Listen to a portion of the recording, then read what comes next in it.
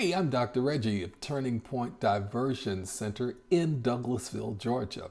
I'd like to talk to you today about a tool that you can use concerning anger management. Now, before we even begin, let's just go on and tell the truth. Every human being from time to time struggles with anger.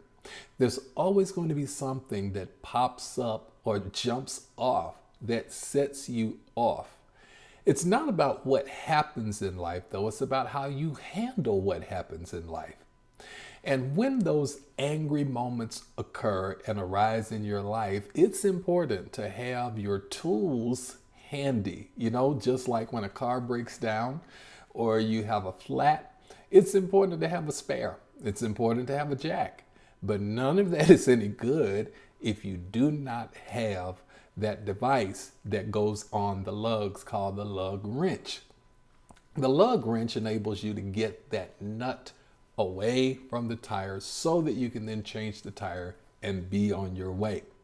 Well, likewise, when you find yourself pulled over beside life on the sidelines of the highway of life because something has happened in your life that causes you to just kind of lose it, it's good to have your tools handy with you so that you don't get stuck and you can get back on your way.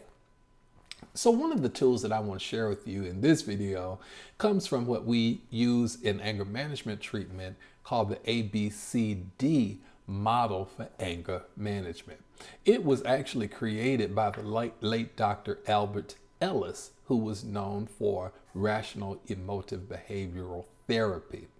The ABCD method of anger management is actually designed to allow you to take authority over your own self, your own thoughts, your own life, so that you'll have time to pump the brake before you jump on the gas pedal. A stands for activating situation or the trigger.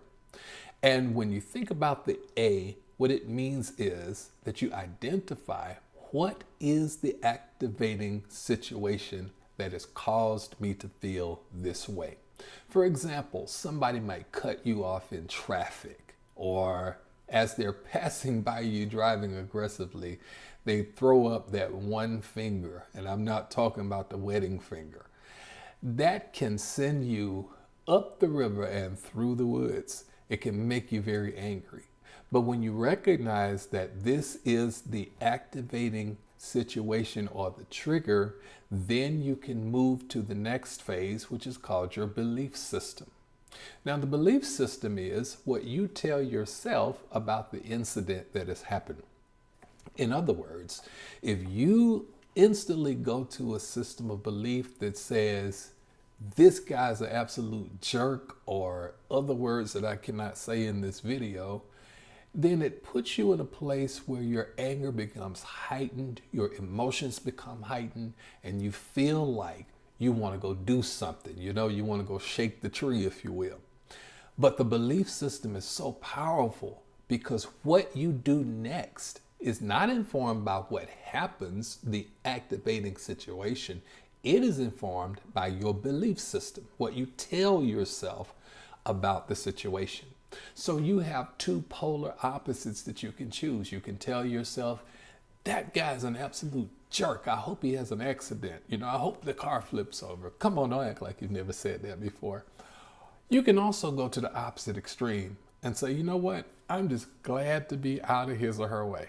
I'm glad they didn't hit us. I'm glad they've gone around us and we can be on our journey moving safely.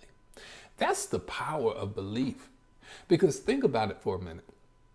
If you operate off a belief system of that guy's a jerk and he's this, that, and the third, the only thing that happens is your emotions become heightened and you get angrier and angrier and angrier. But if you tell yourself something different about that situation that has occurred, the trigger that has occurred, then your emotions come down and you begin to calm yourself. And you'll think about letter C, which is the consequences. Now, the consequences are the result of whatever your self-talk is. People often say that if you talk to yourself, you're crazy. I beg to differ. If you don't talk to yourself, you're crazy. And when you understand the consequences, it's based on your self-talk. You see, it's important to note that consequences are not based on the event themselves. It's based on what you tell yourself about the event. So what you do is a result of what you think and how you feel. You can either yell out the window, you can honk the horn, you can let the window down and return that one finger wave, or you can decide to pray for them. Wait, don't touch that down.